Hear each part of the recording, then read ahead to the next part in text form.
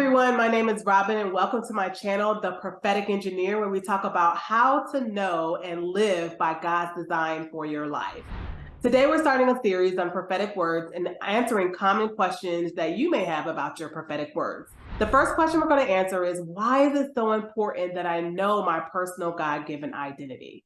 So some of us may be familiar with our identity as believers, that we're fearfully and wonderfully made, we're made in the image of God, we're the head and not the tail, and much, much more. But I also want to highlight that we also have personal God-given identities that can be found in our prophetic words. So let's first look at the definition of identity. According to Merriam-Webster, identity is a distinguishing character or personality of an individual. And so when we're talking about our personal God-given identity, is how God sees us. Not only that, is how the enemy sees us and doesn't want us to see ourselves.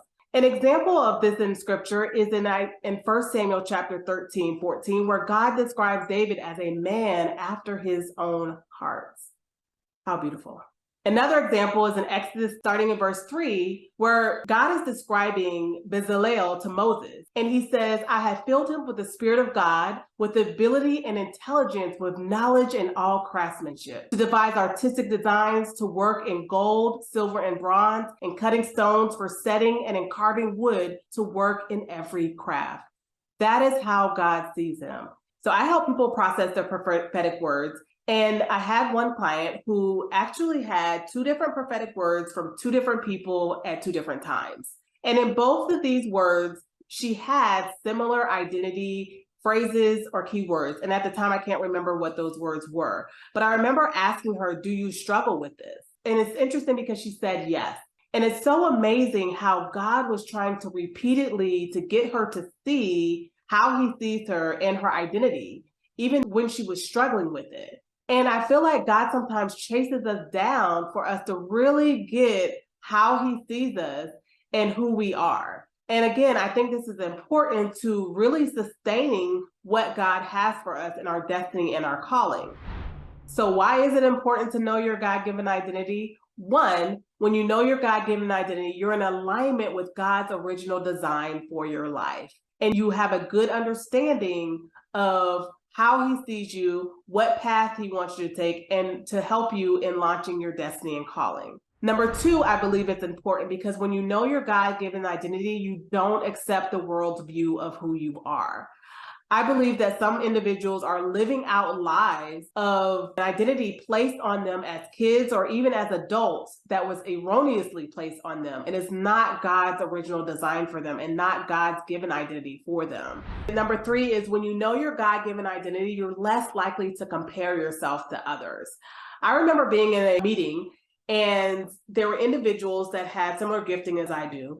And I remember like they were operating their gifting and there was like this thing of why am mine not like that? But I remember a prophetic word that I got in which it said that my gifting operates differently. And when I remember that, I kind of went back into, okay, no, mine operates differently. This is how mine operate. And just knowing that kept me from continuing to compare myself to others, which honestly is just not good. Number four, when you know your God-given identity, you're in constant connection with God because you want to know more from the creator on how he created you. Honestly, there's this kind of like a circular, God's continuing telling who you are. You're seeing the goodness of God and who he is and his faithfulness in your journey. Let's look at a biblical example of this in 1 Samuel chapter 9. First of all, this shows the intentionality of God and how he orchestrated for Saul to meet Samuel to launch him into his destiny. So to give you a little bit of background, Saul is looking for his father's donkey with one of their servants, and they have been looking for the donkeys. They cannot find them. And the servant says, hey, why don't we go to the prophet Samuel? So of course, Samuel has already been talking to the Lord, and the Lord already forewarned him that Saul was going to come up to him. So let's look at verse 19 in 1 Samuel chapter 9. And it says, I am the seer, Samuel replied. Go up ahead of me, the high place, for today you are to eat with me, and in the morning I will send you on your way and will tell you all that is in your heart. As for the donkeys you lost 3 days ago, do not worry about them.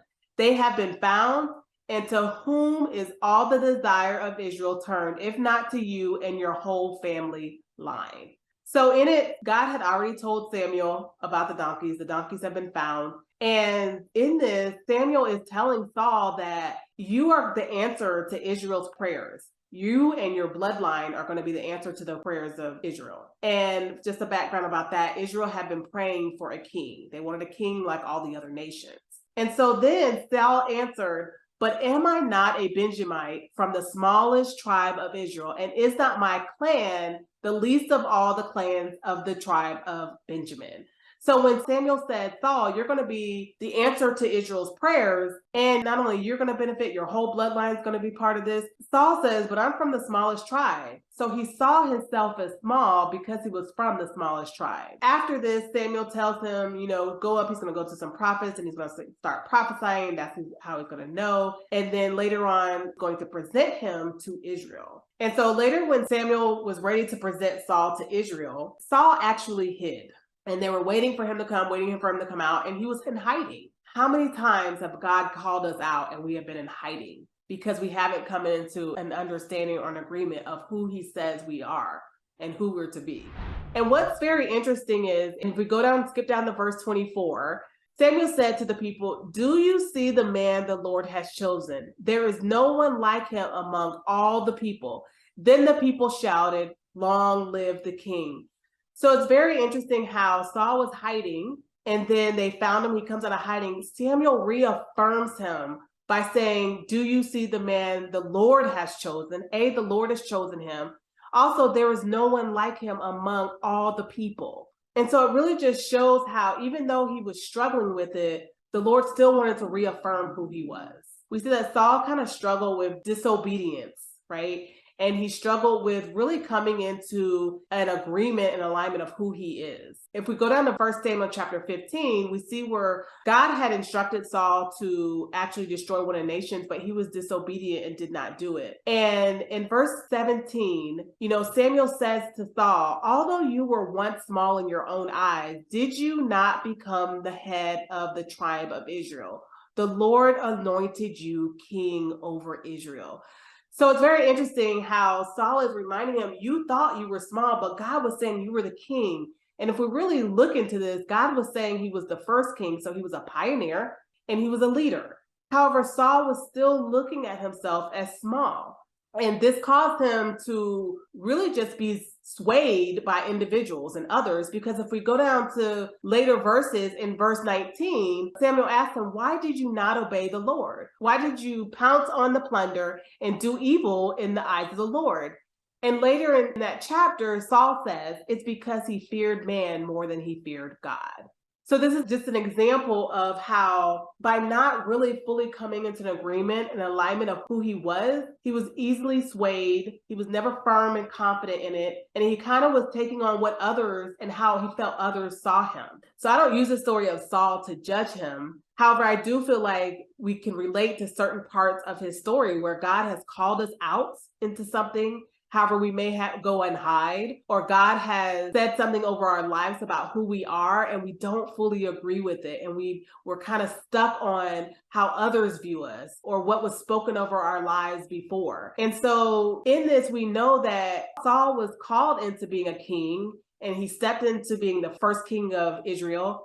However, he was not able to sustain it because we know from this story that God anointed David to be the king, and it went down to his lineage as opposed to Saul. That's all that I have for today. I would like to hear your thoughts and comments. Have you had times where God has called you out and you hid? Or God is repeatedly trying to tell you who you are, but you're not fully able to come into an agreement with it? Please share your thoughts below in the comment section. Also, if you like this video, please like and share. Thank you for listening and have a wonderful day.